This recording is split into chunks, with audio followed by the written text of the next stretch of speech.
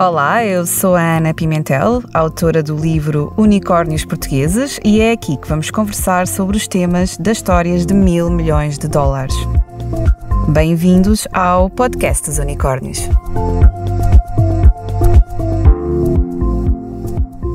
É formada em Gestão e Administração de Empresas pela Universidade Católica e há mais de 10 anos que trabalha sobretudo na área das tecnologias de informação.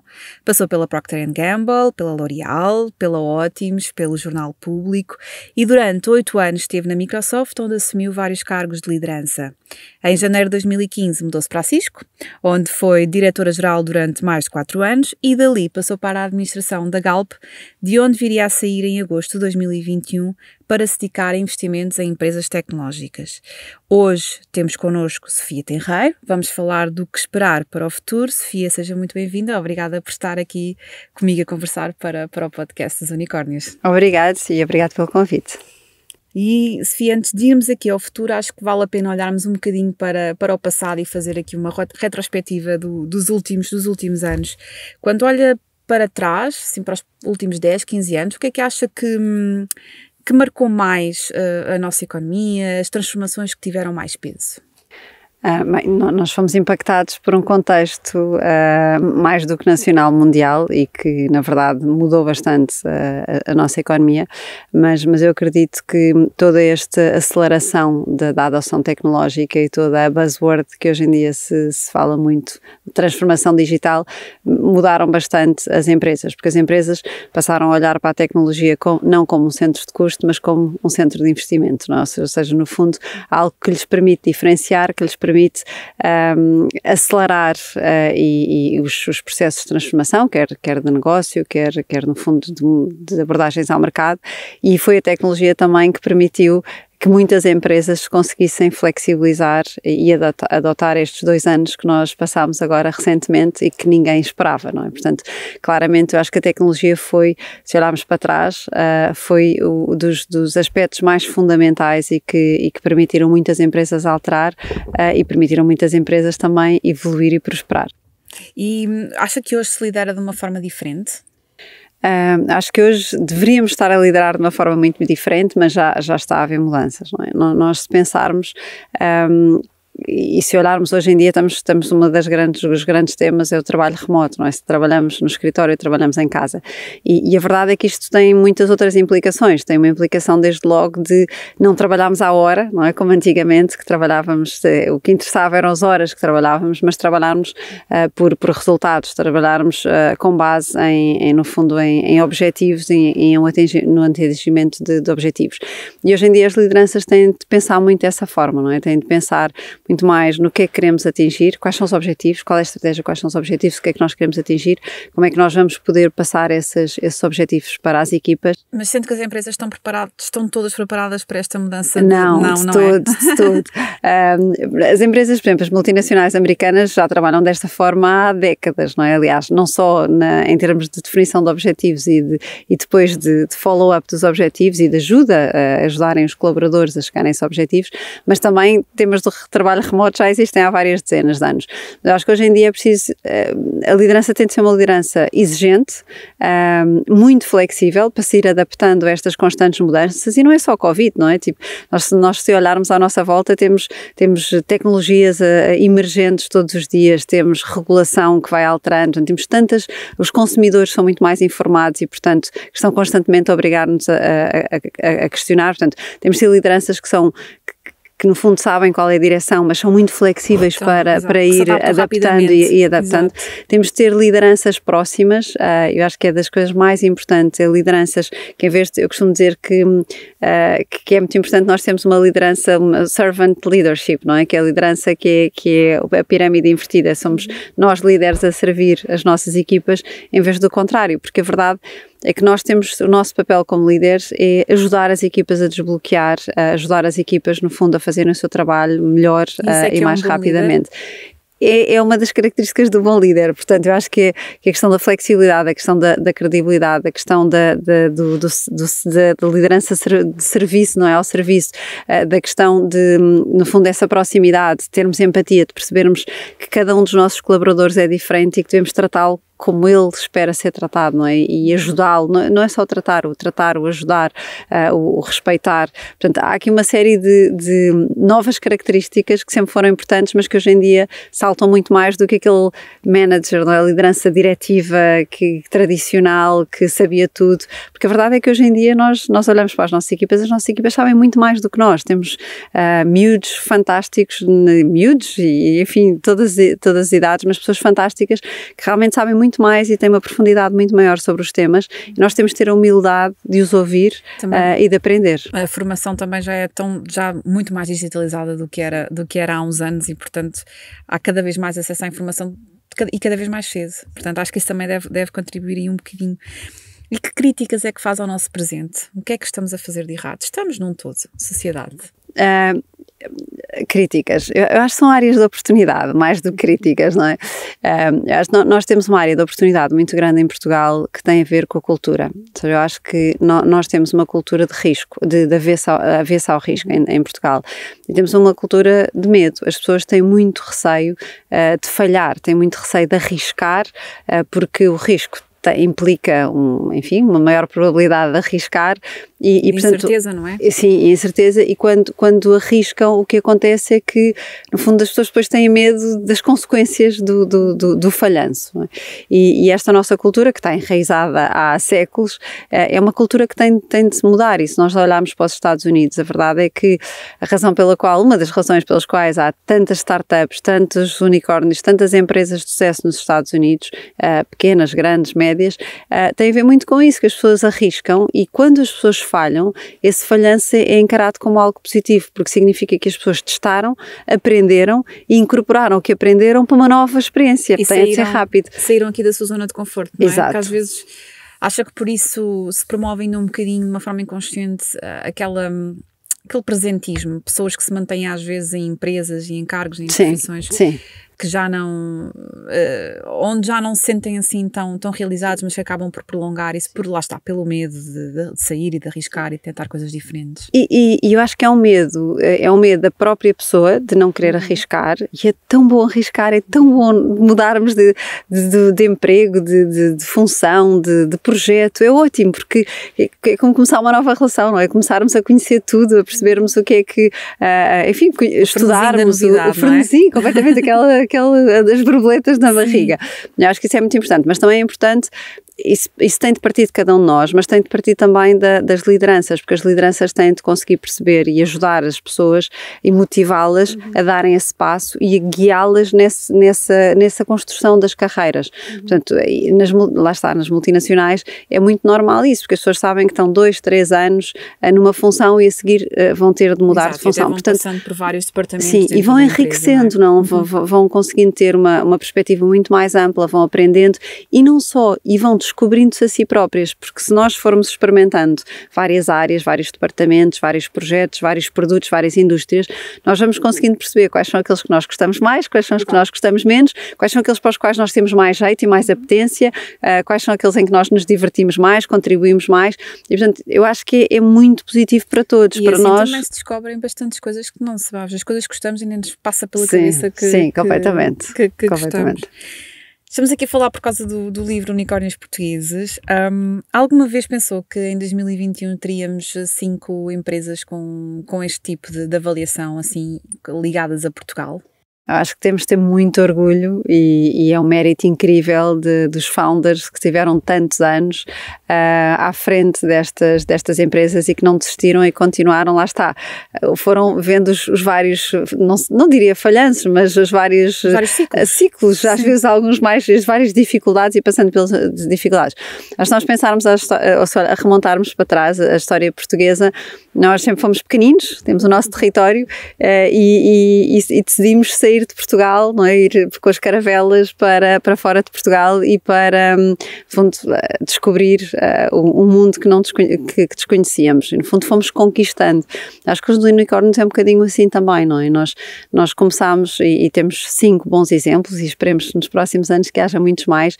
No fundo, nós estamos inconformados com o país pequenino que temos e com o mercado pequenino que temos, e hoje em dia o digital permite-nos pensar de forma diferente e pensar que se nós tivermos uma boa estratégia, estratégia, tivemos uma grande ambição, uma excelente execução, não é? E muito bom talento, que nós conseguimos pensar que o nosso mercado é não só Portugal, mas o nosso mercado é o mundo inteiro. E, portanto, eu acho que estes 5 exemplos foram exemplos de pessoas que tiveram uma visão, que foram adaptando a sua visão e persistindo muitíssimo, foram conseguindo criar culturas fortes, culturas exigentes, culturas de disciplina e culturas onde só há uma hipótese que é crescer, não é? Portanto, e conseguiram inspirar as pessoas da empresa, e começando pequenina até já vários milhares de colaboradores, como algumas destas empresas têm, e conseguiram ir inspirando essas pessoas no fundo, a melhorarem cada vez mais, a surpreender e a conquistarem o mundo. Portanto, são empresas que hoje em dia já estão a conquistar o mundo e dão cartas, não só no nosso país pequenino, mas a nível internacional. E é engraçado porque também, se calhar, daqui a algum tempo poderemos, o livro é sobre os 5 primeiros, no fundo foram aqueles que desbravaram o caminho, mas se calhar daqui a um tempo até podemos começar a assistir também em Portugal àquele fenómeno que é depois pessoas que saem destas empresas para lançarem as suas startups, que depois podem elas tornar unicórnios, e portanto é assim que depois que o ecossistema se vai amadurecendo. Sim. E que estas empresas vão crescendo. E esperemos que sejam também, que haja pessoas que saem destes unicórnios para outras empresas portuguesas e não portuguesas, mas que estão em território nacional, e que no fundo consigam inspirar com estas culturas, que são culturas muito mais pragmáticas, muito mais de acelerar, de risco, de lá está, de crescer, de ter uma ambição grande, e no fundo possam começar a espalhar este tipo de cultura pelo resto do mercado. Quando olhar assim para o futuro, que áreas é que acha que vão realmente ser a grande aposta nos próximos tempos? Estou a falar aqui num curto, médio prazo. Assim, todas as áreas hoje em dia estão em grande expansão. A tecnologia, sem dúvida, ou seja, a tecnologia é algo do qual nós hoje em dia não podemos escapar, nem a nível pessoal, nem a nível profissional.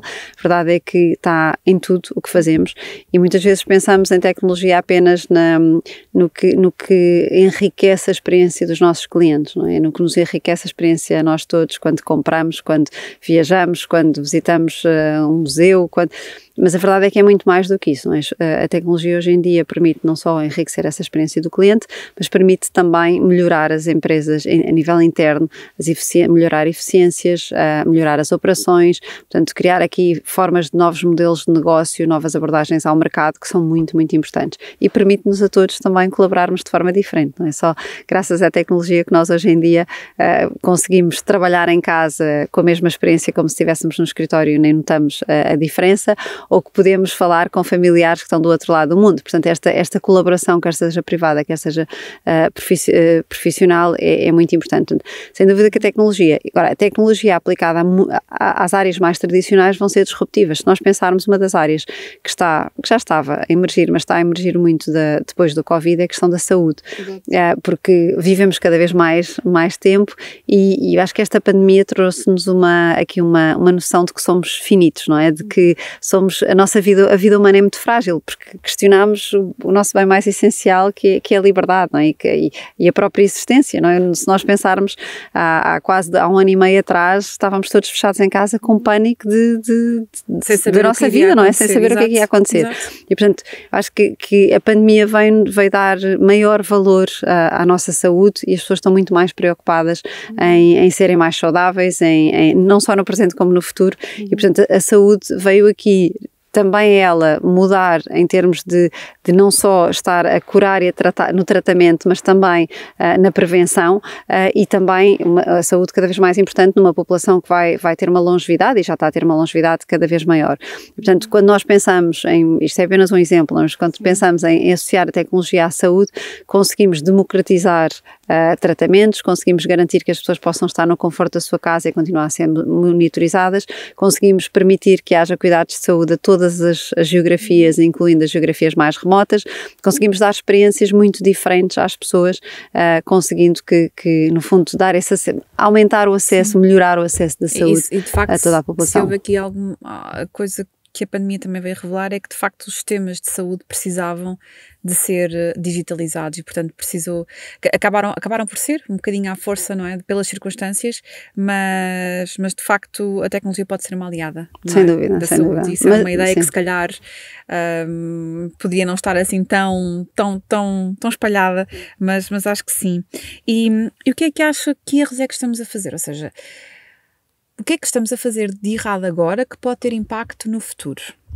Bem, lá está, gosto mais de olhar para as áreas de oportunidades do que pensarmos nos erros, mas eu acho que tem muito a ver com a velocidade e tem muito a ver com a capacidade de arriscar.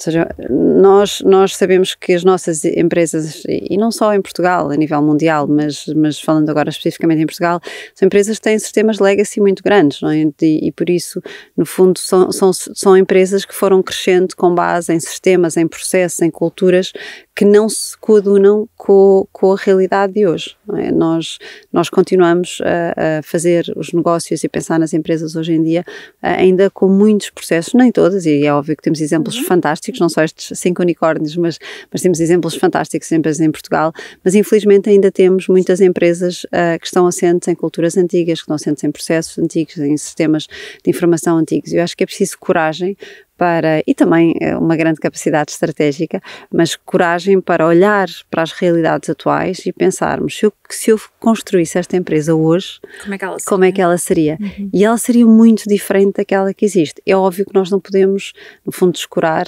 tudo o que vem do passado, não é? E não podemos simplesmente destruir uma empresa e construir uma de novo, por muitos motivos, um dos quais o investimento. Uhum. Mas a verdade é que é preciso ter uma abordagem um bocadinho mais disruptiva e com mais coragem para perceber quais são as implicações, porque muitas vezes aquele investimento inicial que parece até ser maior e ser grande, é menor do que a manutenção destes sistemas com todas as implicações que eles têm.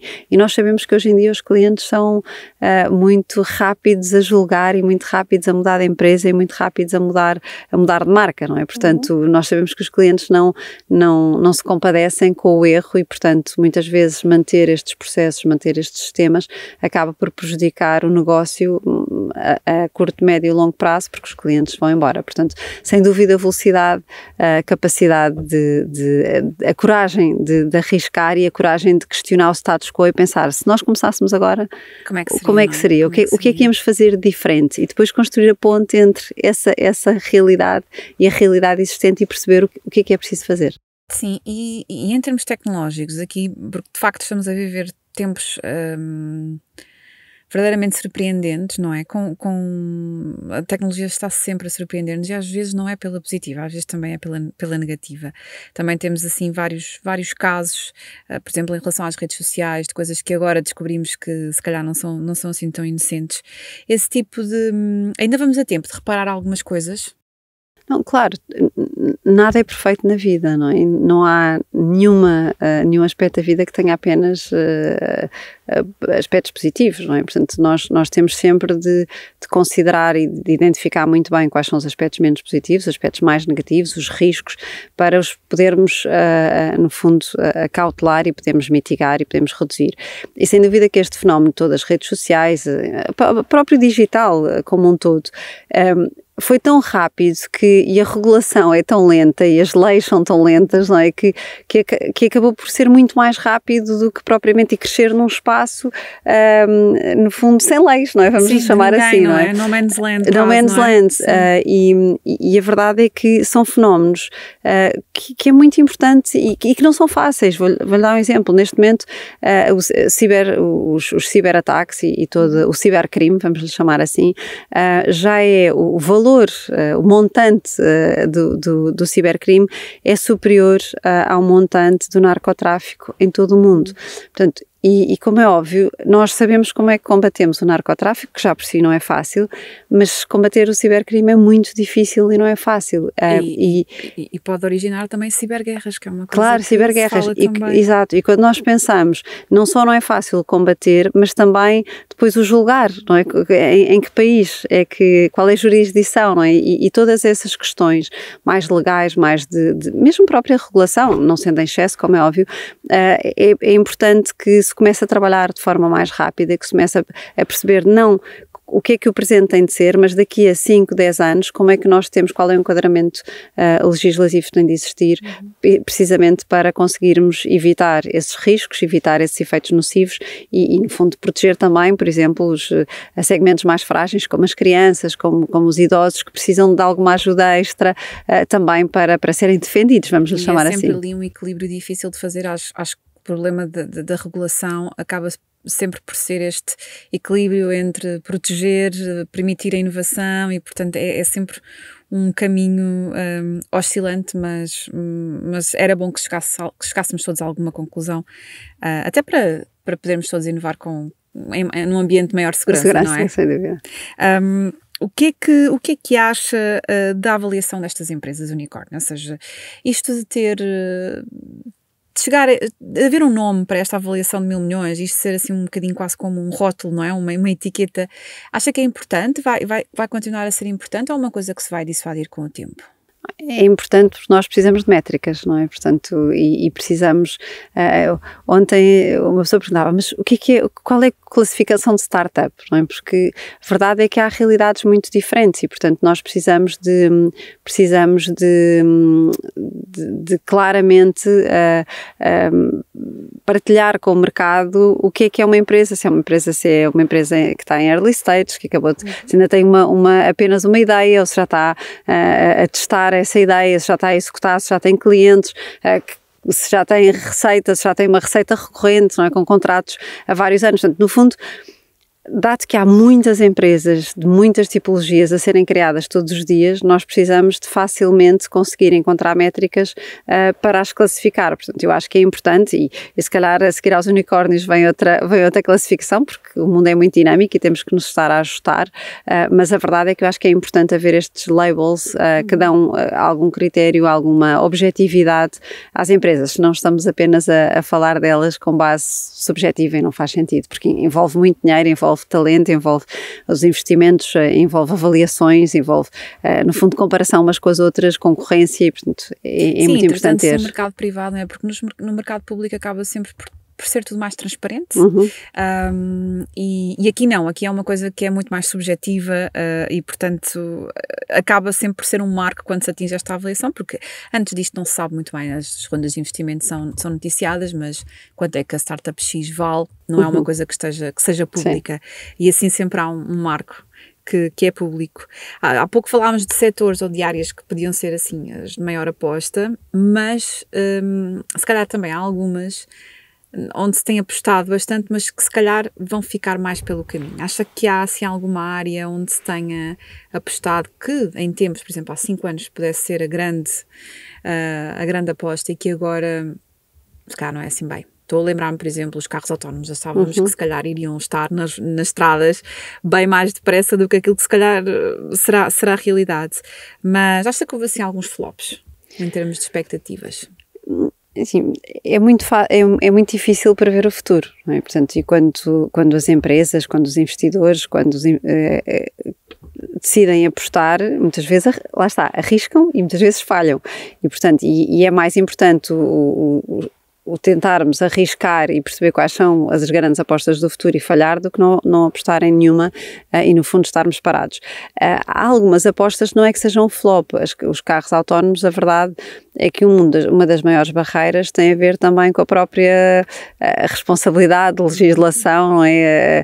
A responsabilidade de sabermos quem é que o carro vai decidir, se os passageiros, em caso de acidente, quem é que ele vai proteger? Se os passageiros, se as pessoas que estão na rua e que ele pode eventualmente...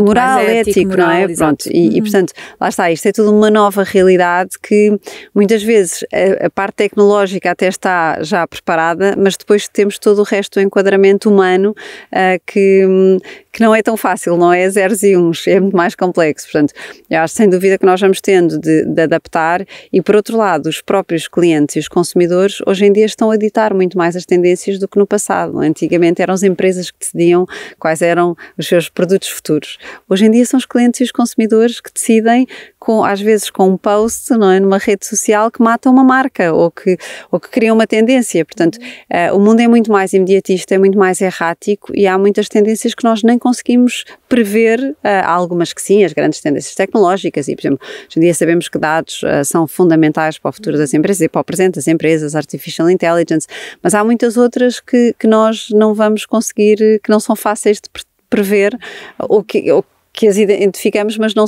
sabemos exatamente qual vai ser o tamanho e a realidade e o time frame em que vão acontecer. Portanto, acho que temos de estar, lá está, por isso é que a flexibilidade, falávamos há pouco, é importante.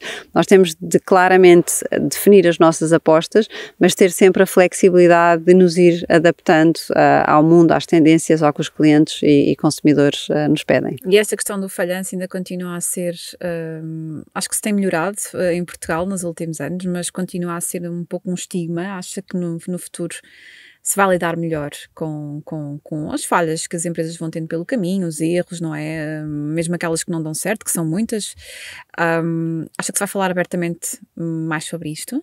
Eu espero que sim, lá está, com essa influência dos outros mercados que existem, com a influência das culturas empresariais que se vão misturando com a rotação das pessoas, não é? Nós agora estamos a viver a Great Resignation e, portanto, a Great Resignation, a verdade é que são pessoas a mudar de empresa, não é? Portanto, vão levar essas culturas. Agora, eu quero acreditar que sim, eu quero acreditar que esta cultura de olhar para o falhanço não de forma a castigá-lo, mas de forma a perceber que isso significa que a pessoa arriscou, falhou, mas que aprendeu, e é preciso aprender, e que rapidamente superou e testou outra vez, acho que é fundamental para conseguirmos acelerar a inovação, é fundamental para conseguirmos que as pessoas não tenham medo de arriscar e não tenham medo de experimentar e não tenham medo de surpreender com novas apostas, com novos produtos, com novos serviços, com novas formas de trabalhar. Portanto, eu acredito que essa é a evolução. Gostava que fosse mais rápida, mas acredito que com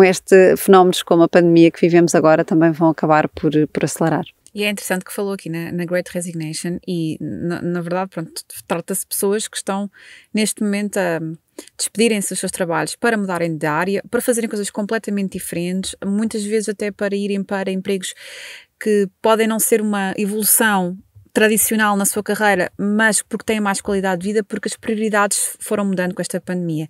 E é interessante pensar nisto porque há uma crise de saúde, uma crise económica, mas as pessoas estão preocupadas em ter bem-estar ou em serem felizes no que fazem, mesmo que isso signifique, lá está, ter um vínculo mais incerto ou receberem menos, mas mudando-se para outra cidade onde também gastam menos. Portanto, as coisas já não é aquele percurso linear. Acha que é uma tendência passageira? Ou veio para ficar? As gerações estão mesmo a pedir mais work-life balance, a pedir mais flexibilidade no trabalho, a pedir mais bem-estar também dentro das profissões. Acha que é uma tendência que se vai manter? Eu acho que sim, ou seja, eu acho que isto era uma tendência que vinha a acontecer, foi acelerada nestes últimos 2 anos. E as pessoas perceberam que ao poderem estar em casa ter maior flexibilidade, que conseguem manter a sua responsabilidade e os compromissos que têm para com as entidades empregadoras, mas também poderem ter uma vida familiar mais equilibrada. E eu acho que faz todo o sentido pensar neste equilíbrio, faz todo o sentido pensar que as pessoas têm de ser mais completas e têm de conseguir descansar e garantir o seu sono, a sua atividade física, para depois também poderem ser melhores naquilo que fazem profissionalmente. As empresas hoje em dia estão muito preocupadas com isso, estão muito atentas, já estavam, mas agora aceleraram um bocadinho e agora entraram com o componente da flexibilidade de horário, do trabalho remoto, de poderem trabalhar em coworks, porque isso tudo é muito importante e vai, no fundo, tentar trazer várias soluções, não é? Porque aqui o chamado one size fits all não funciona, mas vai trazer várias soluções para cada tipo de colaborador, porque nós somos todos diferentes e valorizamos todos de forma diferente. Portanto, eu acredito que é uma tendência que veio para ficar e essa associada ao facto das empresas também cada vez mais precisarem de perfis e de capacidades diferentes em momentos diferentes. Portanto, se calhar no futuro não vamos ter tantos contratos laborais tradicionais como nós conhecemos até aqui com as empresas e se calhar vamos trabalhar muito mais em projetos de forma temporária ideia e com pools de recursos com as várias empresas e vamos pondo à disposição das empresas as nossas capacidades naquele momento em que a empresa precisa delas, porque não vai precisar delas a 100% da sua história. Sofia, e quando olha aqui para o nosso ecossistema de startups, qual é que acha que são aquelas que estão mais posicionadas para serem os próximos unicórnios? Eu acho que são as startups que têm humildade de perceber que têm ideias fantásticas e que têm um mercado bem definido, ou bem identificado, mais do que definido, que estão a pensar a nível internacional e não apenas em ter sucesso em Portugal. E, acima de tudo, que têm humildade de perceber que têm de se rodear de pessoas, de advisors, de parceiros que os vão ajudar a colmatar as áreas onde eles não são tão fortes. Porque nós temos pessoas incríveis e talento incrível nas startups, mas falta muitas vezes a experiência de já ter executado. E como é óbvio, não quer dizer que não consigam e conseguem executar, mas o ter a experiência ajuda a saltar muitas etapas e ajuda a não cometer, lá está, a não cometer muitos erros que já se cometeram no passado. Portanto, eu acho que a cultura é fundamental. Nós, ainda ontem eu vi no Web Summit vários investidores e vários founders de startups dizerem que, por exemplo, dos maiores desafios que eles tinham era a cultura. Era conseguirem ter talento com aquela cultura que eles chamam vibrante, não é? Cultura de coragem, cultura de crescimento, mas também depois, à medida que ia havendo as rondas de investimento, manterem essa cultura e as pessoas não se acomodarem e pensarem, agora já sou uma grande startup, estou quase a ser um unicórnio, portanto já não preciso trabalhar no fundo, com tanto rigor, com tanta execução, e portanto acho que a cultura, a atitude que as pessoas têm é fundamental, porque hoje vivemos num mundo com muita liquidez, portanto as boas ideias e ideias com potencial vão encontrar, sem qualquer sombra de dúvida, investidores. Portanto, é mais a cultura e a execução. Quando lhe fazem um pitch para convencer a investir, a que é que está atenta? O que é importante para a Sofia? Eu gosto de perceber... Primeiro, como é óbvio, se a empresa está se é um novo mercado, um novo segmento ou apenas um que já existe, não é? Porque, como é óbvio, o potencial de um novo segmento é muito maior, o risco também. É tentar perceber como é que se chegou àquela ideia, não é? O que é que aquele founder viu que as outras pessoas não viram, não é? Qual é aquele ângulo que a pessoa encontrou que não foi ainda encontrado, portanto, em termos de ideia. Depois, em termos é muito importante a capacidade de execução e percebermos qual é o plano, qual é a confiança que existe em conseguir ter recursos, talento, ferramentas que permitam esse plano de execução, e o mais importante de tudo é o talento, ou seja, é perceber se aquelas pessoas que estão à nossa frente se têm a capacidade de poder executar a ideia, porque ideias fantásticas há muitas. Depois a dificuldade é conseguir manter a execução, pensar na execução, manter o plano e no fundo chegar aos clientes e conseguir clientes. E consegue olhar assim para um founder ou para uma equipa de founders e pressentir logo que estão ali bons líderes? Ou isso só se vai revelando com o tempo? Não, eu acho que hoje em dia é fácil de identificar os maus líderes. Ok. Porque também é um caminho. Até porque há muita falta de humildade. E eu acho que a falta de humildade é aquilo que mata, não é? Porque quando nós somos humildes, estamos abertos ao mundo e percebemos que temos muito a aprender com os outros. E todos temos, independentemente da idade, da experiência, da maturidade, todos temos. Portanto, e eu acho que com várias reuniões, e nós procuramos ter não só, ou seja, ter várias reuniões de análise da startup ou da empresa, com várias reuniões consegue-se perceber, no fundo, a excelência do talento que temos à nossa frente. É óbvio que nunca se consegue prever se a empresa vai ter sucesso ou não, ainda não há essa bola de cristal, mas se aquele talento é um talento que merece a atenção, que merece o apoio, que merece o investimento, isso sim. Tem-se falado muito em unicórnios, mesmo aliás, eu tenho falado muito por causa do livro, mas a verdade é que, e isso está explicado no livro, é que o termo startups, apesar de já existirem há bastante tempo, entrou muito para o discurso político, mediático. E agora, até recentemente, mesmo nas campanhas para as autárquicas, também houve aqui muito, principalmente em Lisboa, estes termos abundaram, e inclusive o Presidente da Câmara Municipal de Lisboa, o Carlos Moedas, o ex-comissário europeu, falou mesmo nesta aposta de Lisboa como uma fábrica de unicórnios. Acha que a cidade tem capacidade assim para albergar tantos unicórnios ou não? A capacidade temos, mas temos de criar as condições e não é só a nível de cidade, é a nível de país.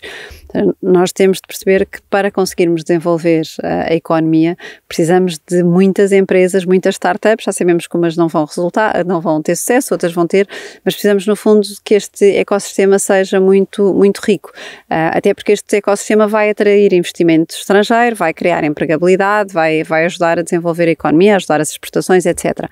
Agora, há uma série de condições, nomeadamente a previsibilidade ou consistência, por exemplo, ao nível tributário, que é muito importante, porque acho que os outros passos já foram sendo criados. Nós temos um Web Summit que este ano voltou a ter muitos milhares quer de investidores, quer de startups. Por exemplo, este ano foi visível os stands dos vários países, muitos mais países oficialmente presentes, no fundo para apoiarem as suas startups, para apoiarem os seus investidores e, portanto, no fundo temos aqui esta oportunidade grande nesta semana e antes e depois de conseguirmos criar um ambiente propício a haver estes encontros entre startups e investidores, que ajudam também as nossas próprias startups. Mas temos também já muitas incubadoras em Portugal, e nomeadamente em Lisboa, que estamos a falar disso, portanto, sem dúvida que nós estamos a criar essas condições, estamos a conseguir atrair talento internacional. Agora, há alguns temas que precisam ainda de ser trabalhados para conseguirmos continuar a atrair esse talento e esse investimento estrangeiro e para garantirmos que o talento português não se vai embora e que o investimento português também não se vai embora. Um dos grandes temas aí são os salários, não é? Também os salários que muito provavelmente não estão a acompanhar esta procura desenfreada por talento, quer seja nacional ou de outros países. Mas sim, esse será um dos pontos a resolver, esperemos nós, num futuro próximo, não é? E a própria cidade, pois, também acaba por ter aqui vários desafios, depois também com que lidar. Steve, se puder deixar assim 3 conselhos para quem nos estiver a ouvir e que esteja a liderar empreendedores ou empresários, não sabemos quem nos está a ouvir, mas esperemos que seja assim um círculo grande de pessoas, que conselhos é que daria para liderar equipas? Bem, se calhar para haver esta flexibilidade de que falou, porque se calhar há empresas que nem sabem como implementar novas culturas ou nem sabem como adaptar-se, não é? Isso também pode ser um problema nos setores mais tradicionais. Sim, eu acho que um primeiro conselho é estarmos abertos ao exterior e estarmos muito atentos ao que outras empresas fazem, mesmo se não for na nossa indústria, mas a verdade é que temos excelentes exemplos a todos os níveis, a nível de liderança, de cultura, de inovação, de transformação, a nível mundial. Eu acho que quando nós aprendemos e quando nós procuramos aprofundar o que é que está acontecendo nessas empresas, acabamos também por nos inspirar e por ter essa ajuda do que é que temos de fazer. Muitas vezes as pessoas ficam ou seja, um bocadinho perdidas de para onde é que eu começo, o que é que eu tenho de fazer, como é que eu tenho de melhorar, o que é que eu posso fazer para melhorar. E, portanto, sem dúvida, acho que é olhar para fora, aprender com os bons exemplos que existem a nível mundial e usar muito o talento interno também de várias alturas da hierarquia, de várias funções, para conseguir ter essas soluções. Acho que outro tema, e se calhar pensando de forma um bocadinho mais ao lado, e para empreendedores é seguirem as paixões. Nós, quando trabalhamos, e isto também serve para os colaboradores das empresas, não é só para empreendedores, nós quando trabalhamos em algo que gostamos, em algo que realmente nos faz sair da cama de manhã com um salto e com um sorriso, a verdade é que não consideramos que estamos a trabalhar. E eu acho que muitas vezes nós temos o medo de seguir a nossa paixão, ou muitas vezes ainda não a descobrimos e precisamos de a descobrir. E acho que faz todo o sentido nós pensarmos, identificarmos essa paixão, essas áreas que nós gostamos de trabalhar e focarmos nelas. Um terceiro ponto é o foco. Nós temos, e quando olhamos para os grandes empresários de sucesso a nível mundial, a verdade é que eles são muito focados e eles procuram não se dispersar e procuram perceber quais são aqueles aspectos em que fazem bem, aqueles aspectos em que as suas empresas se diferenciam das outras e no fundo vão se focando quer nesse nível, quer ao nível de projetos e de prioridades, etc. E, portanto, o foco é muito importante e não desistir, não é? A resiliência e a consistência são muito importantes em manter esse foco ao longo do tempo. Se tiver que eleger assim uma palavra para o futuro, para descrever o futuro ou aquilo que gostava que acontecesse no futuro, qual é que era a palavra? A palavra se calhar é acelerar. Eu acho que nós temos de acelerar em tudo, porque nós vamos viver mais tempo. Eu costumo dizer que vamos viver até aos 130 anos e para conseguirmos viver até aos 130 anos vamos precisar de acelerar na adoção digital, vamos precisar de acelerar nestas novas culturas, de acelerar na flexibilidade que temos de ter ao nível pessoal, mas ao nível profissional também, de acelerar em muitas coisas positivas, mesmo as questões legislativas de regulação, etc., balanceada, como é óbvio, e com limites, mas precisamos acelerar para conseguirmos chegar mais rapidamente aos pontos positivos, aos pontos de equilíbrio, todos estes aspectos que vão, no fundo, construindo aqui o nosso mundo. E uma das palavras que também me ficou desta conversa é flexibilidade, que é muito, muito importante. Sofia Tenreiro, obrigada por ter vindo. Quero agradecer-lhe por ter vindo aqui ao podcast dos Unicórnios e também a todos aqueles que nos estiveram a ouvir ao longo dos últimos episódios. Os Unicórnios Portugueses é um livro editado pela Lua de Papel, do Grupo Leia, já está à venda online e nas livrarias de todo o país. Até à próxima. Obrigada. Obrigada.